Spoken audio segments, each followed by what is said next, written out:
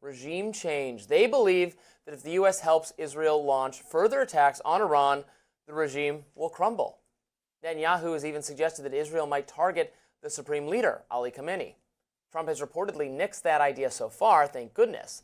Look, how many times must we learn this lesson? Overthrowing and killing the bad guys in the Middle East, that's the easy part.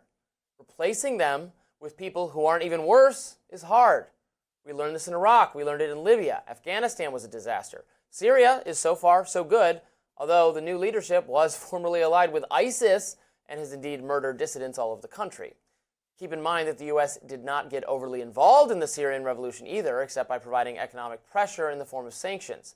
If anyone thinks that the U.S.-backed assassination of the Iranian supreme leader was going to lead to the creation of a pro-Western, secular, liberal democracy, I would ask you to have your head examined.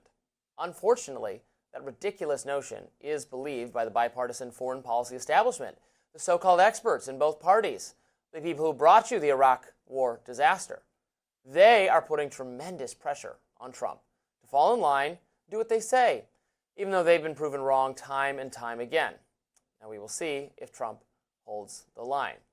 There's another dimension to this, Lindsay, that is emerging. I saw Representative Thomas Massie tweeting about this.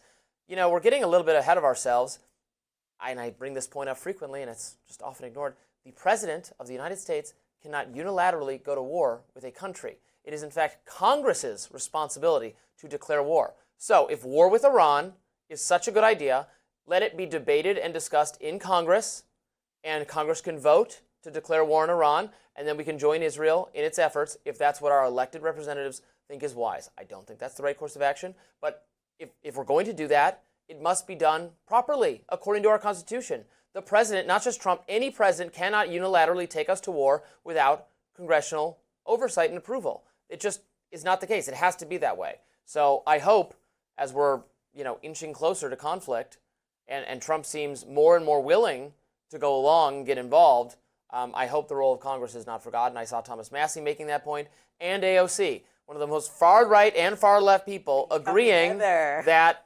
Congress must assert itself here. We don't need another war. There are very obvious diplomatic off-ramps right now on the table, but continuing the strikes is going to kind of slam that option because Iran has a firm stance that if you keep bombing us and we keep being in the middle of what is looking like a war, we're not going to continue to negotiate. But they have voiced, even as recent as yesterday, that they would like to continue speaking, just like they wanted to continue speaking 2 days ago on Sunday before they were attacked on Thursday. That was the plan. And sometimes these talks take longer than we'd like. Now, I hear a lot of people on the right who are in favor of going to war with Iran saying that, this is the time to strike. Iran is the weakest it's ever been. And there's a whole conversation about that perspective. But I don't think it's in our best interest. When we look at what Israel has done so far, they didn't even attack or affect the nuclear facilities, which is the main goal that they're going after. So killing the supreme leader, assassination will only start a new war. It's certainly not going to end one. I think it's going to fire up, and not that they have the manpower to beat the U.S., but it's like, why would we want to engage with a country that's allied with China and Russia when we obviously are talking about the same thing in Russia right now, not wanting to engage with them in that way? So why would we engage with one of their allies this way? I think there's better diplomatic ways to solve this. I also know that 224 people in Iran have already been killed. 24 Israelis have already been killed, and 600 have already been injured. So the number has probably skyrocketed by the time that you're or anyone at home is watching this. It's past that. And so I just want to know what is on the line. If civilians don't want this, then why are people doing this? I also think, Trump has to be careful about the mixed messaging, because when diplomacy is put out there by another country, there's Oman, Qatar, they're all asking for, a peaceful resolution to figure out how to continue to have talks. And Trump is saying, yeah, that's a good idea, and saying some of that. But then he's at G7 yesterday, and he's refusing to sign a de-escalation agreement that the rest of the countries there were asking him to sign. And so that would be a very obvious stance to say, of course, Israel's our ally. Of course, we support Israel, but we don't think this is a good idea.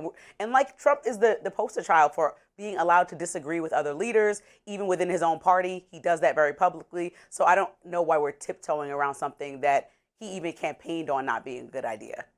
I agree fully. I think that people are, again, duping themselves into a kind of, they'll greet us as liberators mindset. The regime is ready to fall. That might be the case that the regime is ready to fall. I can't tell. But who knows that it's going to be replaced by something that's better. That has been our experience in the Middle East, is replacing bad regimes with worse regimes. Now, maybe you can say you can't do worse than what they have. I guess that could be possible, but these authoritarians, these extremists, have proven to be more stable in this part of the world than we would like or expect, and I just don't know how many more times we need to learn this lesson.